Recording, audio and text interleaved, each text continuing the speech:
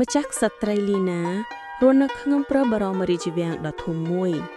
ប៉ុន្តែនាងតែងតែមានអារម្មណ៍ធុញទ្រាន់ទោះបីជាមានប្រដាប់ក្មេងលេងថ្លៃៗជាច្រើនក៏ដោយ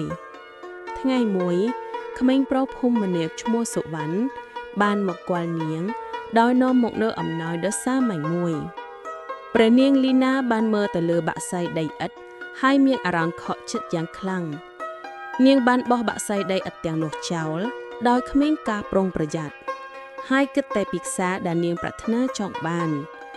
លុះបានពេលយប់ព្រះនាងលីណាក៏បានចូលដំណេក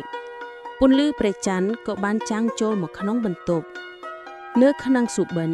ព្រះនាងលីណាបានឮបទចម្រៀងដ៏ក្រៀមក្រំមួយដែលបក្សីទាំងនោះបានច្រៀងពេលព្រឹកព្រលឹមព្រះនាងលីណាបានភ្ញាក់ឡើងហើយនាងបានយល់ពីអត្ថន័យនៃសុបិននោះនាងបានរត់ទៅរកបក្សីដីឥដ្ឋទាំងនោះហើយរើសវាឡើងថ្នមដោយមិនខ្វល់ពីធូលីដីឡើយនាងបានសម្អាតវាដោយយកចិត្តទុកដាក់ហើយដឹងថាសម្រស់ពិតគឺនៅក្នុងស្នាដៃនិងទឹកចិត្តរបស់សុវណ្ណតែប៉ុណ្ណោះចាប់ពីថ្ងៃនោះមក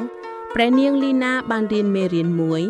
គឺត្រូវឲ្យតម្លៃលើទឹកចិត្តនិងភាពស្មោះត្រង់របស់អ្នកដទៃជាងសម្ភារៈមានតម្លៃនាងនិងសុវណ្ណក៏បានក្លាយជាមិត្តនឹងគ្នាហើយនាងបានចាប់ផ្ដើមរៀនធ្វើសិល្បៈពីគាត់